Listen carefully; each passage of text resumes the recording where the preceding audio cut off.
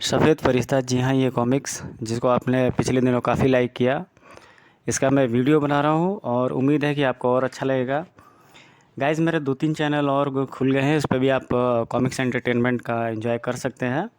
एक प्राज कॉमिक्स के नाम से PRAZ, आप इंस्टाग्राम और फेसबुक पर भी आप मुझे सर्च कर सकते हैं प्रशांत राजन कॉमिक्स नाम से, और इंस्टाग्राम पर भी प्रशांत राजन नाम से। संख्या 1235 है इसकी। और उन दिनों मनोज कॉमिक्स अपने पीक पे था जब इस तरह के स्टोरीज़ को निकाला करता था, मनोज कॉमिक्स। तो आइए देखते हैं इसकी स्टोरी क्या है। कान, एक सुपर हीरो कान जो बिल्कुल शट डाउन होने से ठीक पहले मनोज कॉमिक्स ने लॉन्च किया था। स्टोरी और प्लॉट काफ़ी अच्छी थी, लेकिन अनफॉर्चुनेटली ये हीरो बहुत आगे सरवाइव नहीं कर पाया और सक्सेसफुल नहीं हो पाया। इस सेट में जो कॉमिक्स थे वो सफ़ेद चूहा, बिजली, घड़ी राजा, जंगली बाबा, रेत की आवाज़, सफ़ेद फरिश्ता। आगामी सेट के कॉमिक्स में ये मैं आपको इसलिए बता रहा हूँ क्योंकि अगर आप 90s के डिकेड में कॉमिक्स इंडस्ट्री में आपने नहीं देखा है तो मैं आपको बताता हूँ कि बेहतरीन स्टोरी, शानदार, सुपर, जो कि बहुत कम पब्लिकेशन में देखने को मिलती है। ये दिलचस्प कहानी नीदरलैंड के प्रसिद्ध शहर एम्स्टर्डम से शुरू होती है। एम्स्टर्डम चिड़ियाघर का प्रबंधक जॉर्ज चिड़ियाघर स्थित झील के किनारे खड़ा था।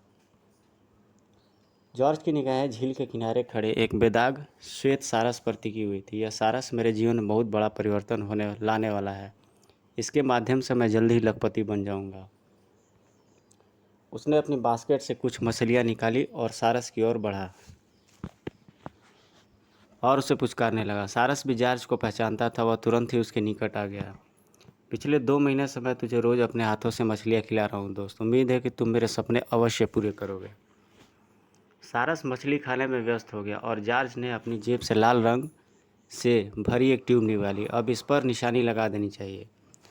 जॉर्ज ने ट्यूब में भरा रंग सारस के सिर पर लगा दिया। वक्त आने पर यही निशान लाखों की दौलत की कुंजी साबित होगा। निशान लगाने के बाद जॉर्ज ने बास्केट में बची सारी मछलियाँ सारस के सामने डाल दी और वापस लौट आया। अब टोटो से बात करने का समय आ गया है। एम्स्टर्डम शहर के एक बंगले में एक भारतीय महिला श्रीमती उषा रानी अपनी बेटी पिंकी के साथ रहती थी। उषा रानी विधवा थी और काफ़ी वृद्ध भी हो चुकी थी। बेटी पिंकी, एक प्याला गर्मा गर्म कॉफ़ी पिला दो, आज ठंड बहुत बढ़ गई है। अभिलाई माँ। उषा रानी और पिंकी के अलावा इस बंगले में वर्षों से एक सारस भी रहता था। यह सारस उषा रानी का पालतू था और उन दोनों माँ बेटी से काफ़ी हिल चुका था। तुझे भी ठंड लग रही है ना किंग? फड़ फड़ फड़ फड़। तभी पिंकी कॉफ़ी का प्याला ले हुए बाहर आई। मम्मी, जब किंग को ठंड लगेगी तो यह हर वर्ष की तरह इस वर्ष भी किसी वर्ष गर्म देश की ओर उड़ जाएगा और फिर मौसम ठीक होने के बाद ही वापस आएगा। मुझे हैरत होती है कि यह पक्षी हर वर्ष हजारों मील की यात्रा करके गर्म देशों में जाते हैं और फिर वापस अपने ठिकानों पर लौट आते हैं। इन्हें कौन रास्ता दिखाता है? शायद भगवान ने इनके मस्तिष्क में कोई छोटा कंप्यूटर फिट कर दिया है मम्मी, ऐसा ही लगता है। उधर चिड़ियाघर के प्रबंधक जॉर्ज के ऑफिस में एक बलिष्ठ निग्रो युवक प्रविष्ट हुआ था। आओ टोटो, मैं तुम्हारी प्रतीक्षा कर रहा था। गाइस, आप मुझे फेसबुक, इंस्टाग्राम पर भी खोज सकते हैं और प्रशांत राजन कॉमिक्स यूट्यूब चैनल नाम से है मेरा। और इसके अलावा मेरा एक और छोटा सा चैनल और स्टार्ट हुआ है जिसमें मैंने धर्म, स्पिरिचुअलिज्म, अध्यात्म के बारे में बताया। उम्मीद करते हैं कि आप ये लाइक करेंगे और उससे जुड़ी हुई चीज़ों के बारे में जानकारी प्राप्त करेंगे। क्या खबर है जॉर्ज? यह सारस आज सुबह उड़ान भर रहा था। वेरी गुड, फिर भी मुझे रवानगी की तैयारी करनी चाहिए। मैं भी यही चाहता हूँ। आओ, मैं तुम्हें उस सारस की पहचान बता देता हूँ ताकि वक्त आने पर तुम उसे आसानी से पहचान सको। ऑफिस से निकलकर वह झील के निकट पहुँचे। सामने देखो टोटो, यही वह सारस है। पहचान के लिए मैंने इसके सिर पर लाल रंग का निशान लगा दिया है। यह निशान मिट तो नहीं जाएगा? नहीं, मैंने बहुत पक्की डाई का प्रयोग किया है। तुम्हारे विचार से यह सारस कब तक दक्षिण अफ्रीका पहुँच जाएगा? लगभग 3 सप्ताह में। हम पिछले कई वर्षों से इन पक्षियों का अध्ययन कर रहे हैं। सर्दियों में यह पक्षी अफ्रीका के क्रोगर झील पर जाते हैं और अपने प्रवास के दिन वहीं बिताते हैं। अप्रैल के पहले सप्ताह से उनकी वहाँ से वापसी शुरू हो जाती है। उसी समय तुम्हें सारस की टांग में हीरो वाला कैप्सूल बांधना होगा। हीरे बांधने में कोई दिक्कत तो नहीं आएगी? बिल्कुल नहीं। यह सारस खाने की चीज़ देखकर बिना झिझक ही इंसान के पास वापस चला आता है। एक बार हमारा यह तजुर्बा सफल रहा तो हर वर्ष उस सारस के सारे लाखों करोड़ों के हीरे अफ्रीका से एम्स्टर्डम स्मगल किए जा सकते हैं। मेरा ख्याल है कि हमें अपने सारस का एक नाम रख लेना चाहिए ताकि बातचीत में आसानी हो। ठीक है, हम उस सारस को सफ़ेद फरिश्ता यानी वाइट एंजल पुकारेंगे। ओके जॉर्ज, अब मैं चलता हूँ। आज रात की फ़्लाइट से मैं अफ्रीका रवाना हो जाऊँगा। अगली सुबह वाइट एंजल ने अपनी उड़ान प्रारंभ की।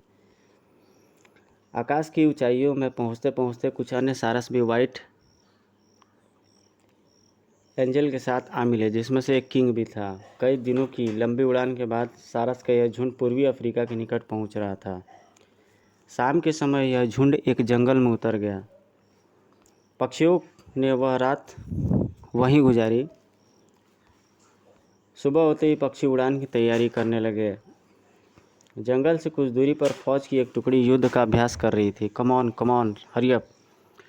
टारगेट प्रैक्टिस के लिए तोप का गोला दागा गया। फायर भड़ाम। दुर्भाग्यवश यह गोला जंगल स्थित उस तालाब के निकट जाकर गिरा जहां सारस डेरा जमाए हुए था। धड़ाम। विस्फोट से लगभग 1 दर्जन सारस मारे गए। मरने वाले में चिड़ियाघर का सारस वाइट एंजल भी शामिल था। किंग बच गया था। दुख दर्शाने के लिए अपना सिर मृत सारसों के शरीर पर रगड़ने लगा,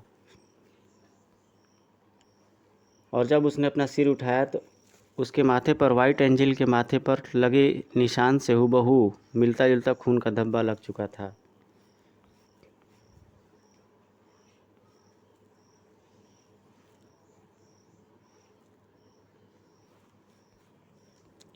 शेष बचे हुए पक्षियों ने कुछ देर बाद वहां से अपनी मंजिल की उड़ान भरी। दक्षिण अफ्रीका के घने जंगलों में, और जब उसने अपना सिर उठाया तो उसके माथे पर वाइट एंजल के माथे पर लगे निशान से हूबहू मिलता जुलता खून का धब्बा लग चुका था। शेष बचे हुए पक्षियों ने कुछ देर बाद वहां से अपनी मंजिल की उड़ान भरी। दक्षिण अफ्रीका के घने जंगल में टोटो एक अन्य अफ्रीकी युवक के साथ खड़ा था। तुम वह हीरे लाए? जपाटा, लाया हूँ। गुड। यह हीरे मैंने वर्षों की मेहनत के बाद जमा किए हैं। जिस खान में मैं काम करता हूँ वहाँ से हफ्ते में एक हीरा चूरा लाया था। अभी यह हीरे फिनिश्ड नहीं है। इनको काट काट कर सुंदर आकार दिया जाना शेष है। यह काम एम्स्टर्डम में हो जाएगा। वहाँ हर जगह वह जगह हीरो की सबसे बड़ी मंडी है। तुम इन हीरो को कहीं भी ले जा सकते हो टोटो, लेकिन मुझे इनकी कीमत अभी चुका दो। अभी चुका देता हूँ। जपाटा कुछ समझ पाता उससे पहले ही खंजर उसकी छाती में उतर चुका था। खचाक आई, और वह उसे दर्दनाक मौत दे देता है। हीरो की पोटली पर अधिकार करने के बाद उसने खंजर मृत जपाटा की लिबास से साफ किया। साला कीमत मांग रहा था। जंगल से बाहर निकलते हुए टोटो के चेहरे पर ऐसा कोई भाव नहीं था जिससे लगे कि उसने अभी भी एक इंसान की जान ली थी। जंगल में पड़ी हुई जपाटा की लाश पर कुछ ही देर में गिद्धों ने हमला बोल दिया। कुछ देर बाद टोटो नेशनल पार्क स्थित क्रूगर झील पर मौजूद था। कहाँ है वाइट एंजल? 1 सप्ताह से मैं रोज़ यहाँ आ रहा हूँ, लेकिन यह वाइट एंजल अभी तक दिखाई नहीं दिया। कमबख्त किसी और देश में तो नहीं पहुँच गया? तभी कुछ देखकर उसकी निगाहें चमक उठी। लाल निशान, यह वाइट एंजल है। पास रखा अपना बैग उठाकर टोटो झील के किनारे पर पहुंचा। किंग का ध्यान अपनी ओर आकर्षित करने के लिए उसने बैग से मछलियां निकालकर दिखाई दी थी। किंग भी इंसानों से नहीं डरता था। वह निकट चला आया। उसके बाद वह टोटो रोज़ आकर किंग को जिसे वह वाइट एंजल समझ रहा था मछलियाँ खिलाता रहा। अभी हम उससे खूब घुल हिल मिल गया है। मार्च के अंतिम सप्ताह में टोटो ने जॉर्ज को पत्र लिखा। इससे पहले किंग की कहानी मैं बता देता हूँ।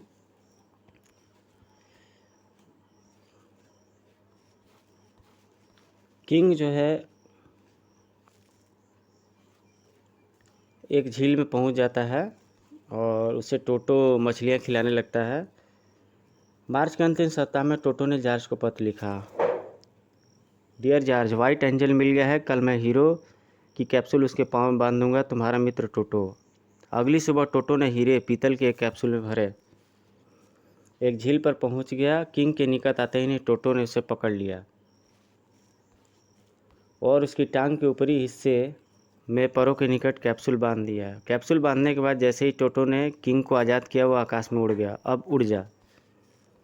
एक चक्कर लगाकर किंग झील के दूसरे किनारे पर जा उतरा। 2 या 3 दिन में यह पक्षी यहाँ से वापस उड़ान भर लेंगे। अब मुझे वापस एम्स्टर्डम चलना चाहिए ताकि हीरो में से अपना हिस्सा वसूल सकूं। झील से बाहर निकलते हुए टोटो को एक पत्थर से ठोकर लगी। ठाक। उसने क्रोध में भरकर पत्थर उठाया और निकट की झाड़ी में उछाल दिया। Bloody shit. झाड़ियों के बीच एक गैंडा आराम कर रहा था। गैंडों को यह मजाक अच्छा नहीं लगा और उस पर वह पत्थर लग जाता है, जिसकी वजह से गैंडा काफ़ी क्रोध में आ जाता है। झाड़ियों से बाहर आते ही उसे अपना शत्रु नजर आ गया। फू फू फू। बिगड़े हुए गेंडों को अपनी ओर आता देखकर टोटो के होश उड़ गए। कीचड़ में उसका पांव फिसला और वो वहीं पर ज़मीन पर गिर जाता है, मारे डर और बदहवासी के। उसने उठने की कोशिश की लेकिन गेंडे ने उसे अवसर नहीं दिया और उस पर धावा बोल दिया और हमला बोल दिया। गेंडे का नुकीला सींग टोटो के ठीक दिल के स्थान पर धंस गया था। अपने शत्रु को ढेर करने के बाद गेंडा पीछे हट गया। मैंने जपाटा को इसी जंगल में मारा था, यह पाप उसी की सज़ा है।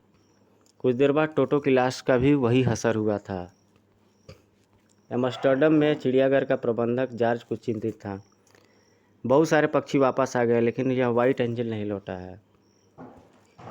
अपने ऑफिस में आकर उसने मेद की दराज से टोटो का पत्र निकाला जो उसे अप्रैल के पहले हफ्ते में मिला था। टोटो ने इस पत्र में लिखा है कि वह हीरो का कैप्सूल वाइट एंजल की टांग में बांधने जा रहा हूँ। इसके खेत के बाद तो ना तो टोटो का कोई संदेश आया, नहीं वाइट एंजल का वापस आया। कहीं कोई गड़बड़ तो नहीं हो गई। उषा रानी और पिंकी एक शाम लॉन में बंधे थे। मम्मी और देखो किंग। उषा रानी की आंखें खुशी से चमक उठी। आ गया मेरा साहस। मैं जब भी किंग को देखती हूँ मम्मी, मुझे मीना मौसी के बेटे डैनी का ख्याल आ जाता है। कितना फ़र्क है दोनों में। किंग पक्षी है फिर भी प्रेम करना जानता है। कहीं भी चला जाए लेकिन वापस घर लौटकर जरूर आता है। और एक डैनी है। डैनी तेरा भाई जरूर है बेटी, लेकिन वह अच्छा लड़का नहीं है। मैंने सुना है कि वह गलत संगत में पड़ गया है।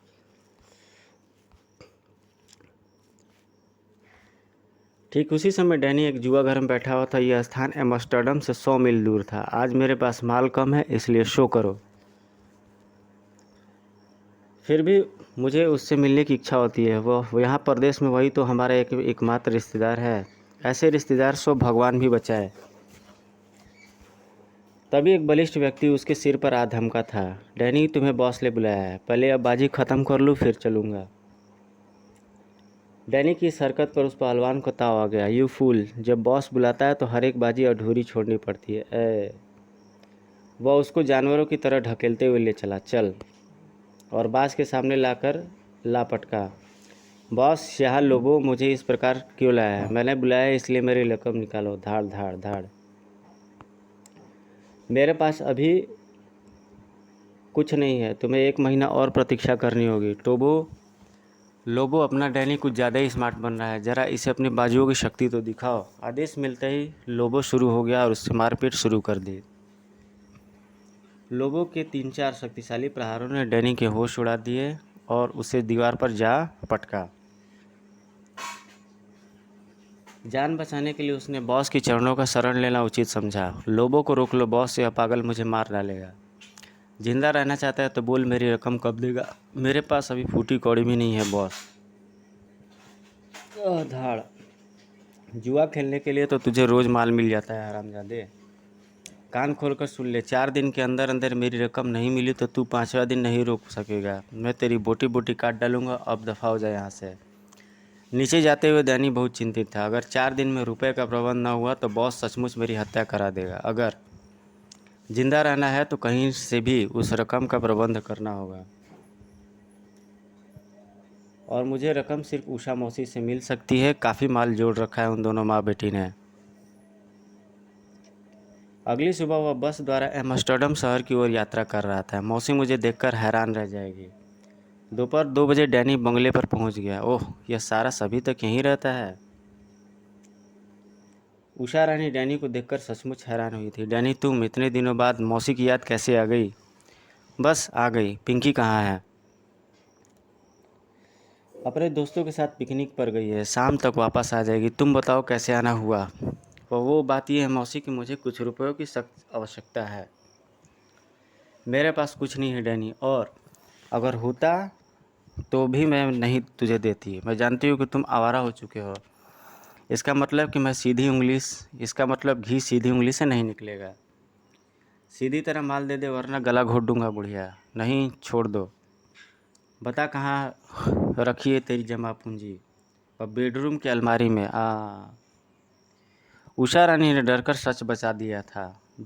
लेकिन जोश में डैनी ने गर्दन कुछ अधिक ही जोर से दबा दी, जिसकी वजह से उषा रानी दम तोड़ गई। ओह, यह तो मर गई। फटाफट माल लेकर निकल जाता हूँ, कहीं पिंकी वापस आ गई तो मुसीबत हो जाएगी। फिर वह दौड़कर बेडरूम में पहुंचा। काफ़ी माल है। वापस आते ही उसकी नज़र फर्श पर पड़ी। ओह, वहाँ तो मेरे कदमों के निशान बन गए हैं। उसने निकट ही रखा हुआ वैक्यूम क्लीनर उठाया। वैक्यूम क्लीनर से निशान साफ कर देता हूँ। लेकिन जल्दी में उसने क्लीनर का गलत स्विच ऑन कर दिया। मशीन ने हवा खींचने की बजाय बाहर फेंकनी शुरू कर दी। घबराकर उसने क्लीनर का पाइप आतिशदान में घुसा दिया। ओह, हराम। और इसी के साथ ही काली का बादल चिमनी के मुहाने से निकला, जहाँ पर वो सारस किंग बैठा हुआ था, ठीक घर के ऊपर, चिमनी के ऊपर। किंग अपने शरीर का बदला हुआ शरीर रंग देखकर हड़बड़ा गया और घबराहट में वह एक दिशा में उड़ता चला गया। कुछ देर बाद डैनी बंगले से बाहर निकला। मैं अपने विरुद्ध सारे मिष्ठान मिटा आया हूँ, मगर मुझे फिर भी कुछ दिन चुप कर रहना होगा। बुढ़िया ने मरकर भारी गड़बड़ कर दी है। उधर चिड़ियाघर का प्रबंधक जॉर्ज एक ओपन एयर कॉफ़ी हाउस में बैठा था। एक कप कॉफ़ी लाओ। तभी वह चौंक उठा। ओह, यह कैसा पक्षी है। दिखने में तो सारस लगता है, लेकिन उसका निचला शरीर काला है। यह एक दुर्लभ सारस है। दौड़कर वह अपनी कार में जा बैठा। इस सारस से मुझे ज़बरदस्त प्रसिद्धि और धन मिल सकता है। इसका पीछा करना होगा। काफ़ी दूर तक उसे सारस नज़र आता रहा। काश किसी तरह इसके घोंसले का पता चल जाए। अचानक सारस ऊंचा उठा और इमारतों के पीछे गायब हो गया। ओह, मजबूर जॉर्ज को कार रोक देनी पड़ी। डैम इट, पता नहीं वह सारस कहाँ निकल गया होगा। लेकिन जॉर्ज ने आशा छोड़ी नहीं थी। उसने उन इमारतों के निवासियों से पूछताछ शुरू की जिनके निकट सारस गायब हुआ था। 5 इमारतें और लगभग 25 फ्लैट्स के दरवाजे खटखटाने के बाद 26वें दरवाजे पर एक बूढ़े से मुलाकात हुई। क्या बात है। कष्ट के लिए क्षमा चाहता हूँ श्रीमान, दरअसल मुझे एक दुर्लभ सारस की तलाश है जिसका निचला शरीर काला है। वह अभी अभी इसी ओर आया है। मैं समझ गया। ऐसा एक सारस मैंने अभी अभी देखा था।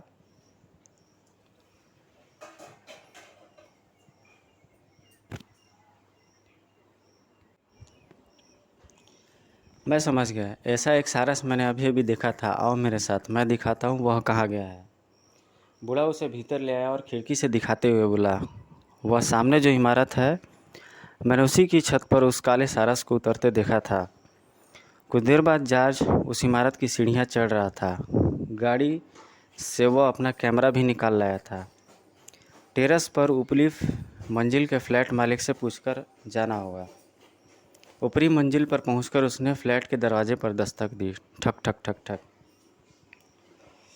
द्वार खुलने वाला डैनी था। एक दिन पहले ही उसने यह फ्लैट किराए पर लिया था और संयोग देखिए कि वह सारस भी उड़कर उसी फ्लैट की छत पर पहुंचा था। क्या बात है मिस्टर, आपकी छत पर एक काला सारस बैठते देखा गया है। मैं उसकी कुछ तस्वीरें उतारना चाहता हूँ। काला सारस, मैं पहली बार सुन रहा हूँ कि सारस काला भी होता है। छत पर चलिए, शायद आप भी उसे देख लें। चलो। सारस सचमुच छत पर मौजूद था और काफ़ी डरा और सहमा हुआ बैठा हुआ था। कैप्सूल के कारण उसकी टांग में भी पीड़ा थी। सारस को देखकर दोनों ही चौंक उठे। यह कैसा सारस है। इसकी टांग में तो एक कैप्सूल भी बंधा हुआ है। लगता है इस व्यक्ति को सारस की टांग में बंधे हुए कैप्सूल की ज़रूरत है। Capsule, oh my God. तो क्या टोटो ने हीरो का कैप्सूल इस कारे सारस के पाँव में बांध दिया था। जॉर्ज सारस की ओर बढ़ रहा था। ठहरो मिस्टर, तुम मुझे मूर्ख नहीं बना सकते। सारस की टांग में बंधे कैप्सूल में क्या है। कुछ नहीं।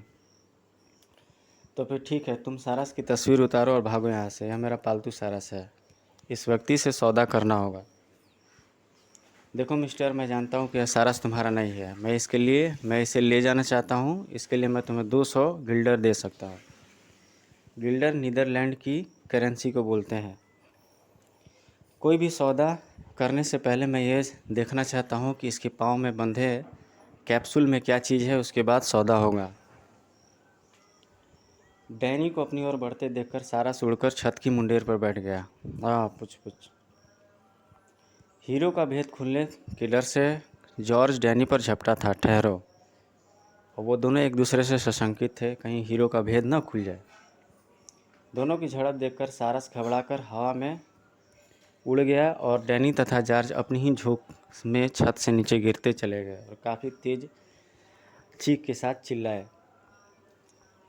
इतनी ऊंचाई से गिरकर तुरंत ही दोनों के प्राण पखेरु उड़ गए थे।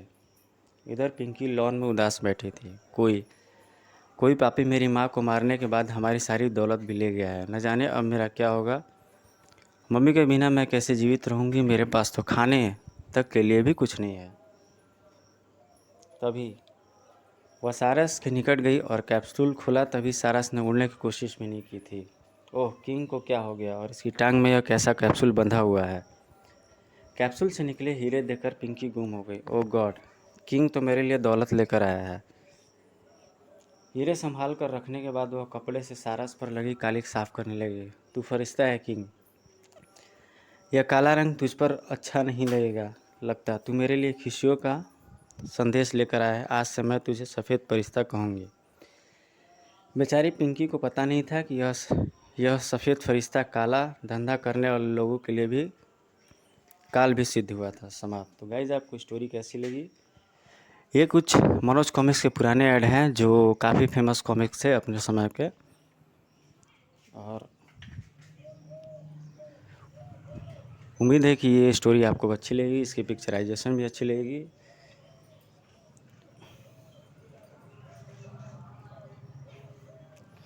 मिलते हैं आपसे नेक्स्ट वीडियो में। Till then take care, good bye, जय हिंद।